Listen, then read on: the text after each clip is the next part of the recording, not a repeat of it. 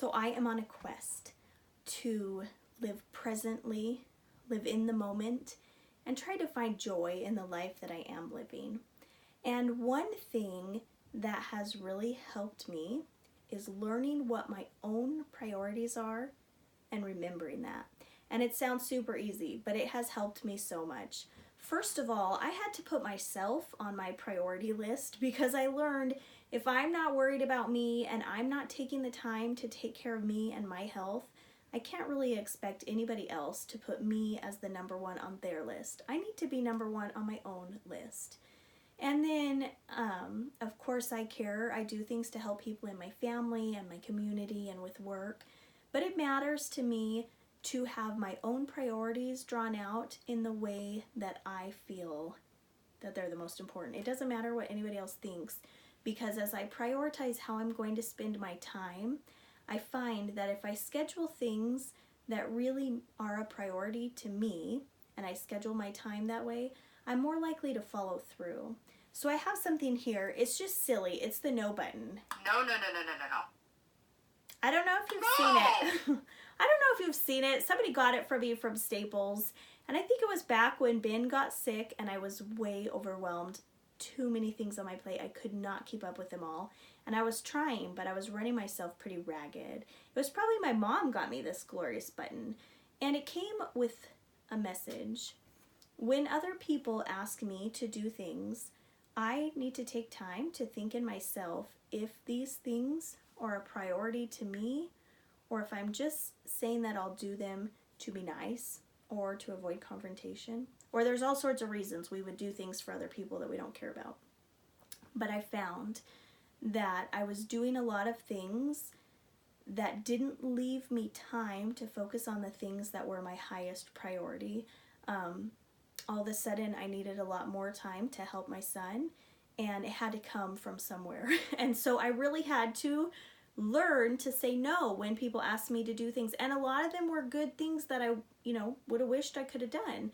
But our time is limited, and you all are the same. We only have a certain amount of time in every day. And I have found that if I overextend myself and I tell too many people that I'll help with too many things, what happens is that I feel stress and I feel this overwhelming urge to accomplish everything. And then I feel busy all day long running from one thing to the next to the next.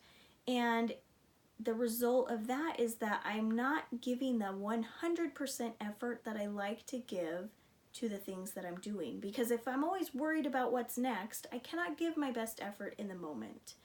And so the idea, I think I was holding it upside down, the idea of saying no to things that don't fit my own priorities has really helped me. And I'm going to give an example. I'm sorry to all you teachers out there. I value education very highly. And I wish that I was the PTA president type of mom, but I'm not, because my life is so busy right now. There is no way that that could fit in my life. And I've had to learn, it's kind of hard, but with PTA, let's say if I were asked to be PTA president and it doesn't fit into my top priorities, and I know honestly there is no time in my schedule to do that type of thing, I could commit to that and I could say yes because I feel pressure from whoever's asking me, but that will only lead to a future of stress and frustration as I don't have the time to devote to it. And so it's hard to say no, but I guarantee if I say no, there's going to be somebody else who steps up to be the PTA president. Now, as a mother to my children, they need my time. And if they need me for something and I say no, I hope Bob will step up. He's a great guy. I got the best husband. He'll step up. But there is nobody else that can fill my role with my children as a mother.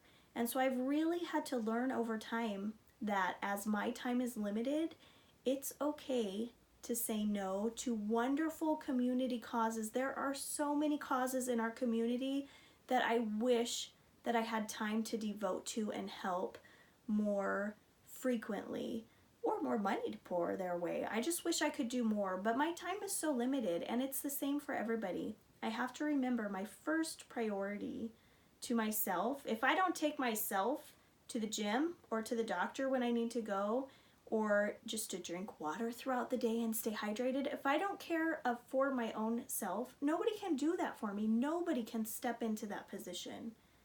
But like the PTA example, if I don't do that, there are always other generous and good and kind people who will fill those positions.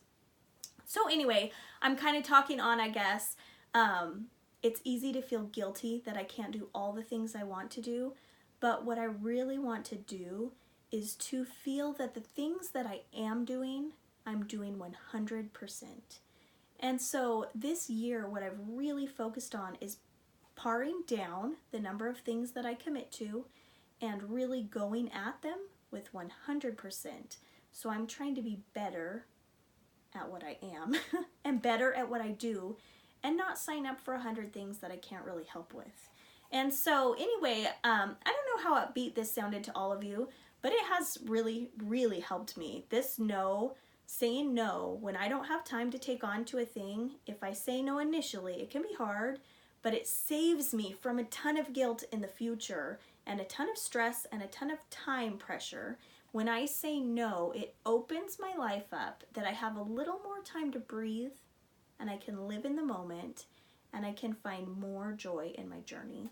And so I guess my advice to you, or my question for you, would be to think about what really are your number one priorities, or like your top 3 in your life, and ask yourself, if you looked at your calendar or your schedule, the way that you're spending your time, if you added up all of your hours at each thing you do during the day, the way that you're spending your time, if you listed it out, the thing you spend the most time, the thing you spend the next amount of time on, and listed them all out, the way that you're spending your time, does it match the level of your priorities in order? Because if they don't match, I think that if you focus on saying no to things that don't fit in your high priorities and get your schedule to align with your inner priorities, I think it brings you a lot more peace and a lot more joy in the long run. So I'd encourage you to do that. Look at your schedule, look at your priorities, see if they match. If they don't, see what you can do to help them align. And I am working on this. I'm working on it, and I'm definitely getting better, but I have room for growth. And so if you have any ideas or any tips, what has helped you to prioritize your life? What has helped you to keep yourself on your priority list? And what has helped you to say no to the million good things you wish you could be doing if you only had the time? I wonder. Share in the comments below. Thank you.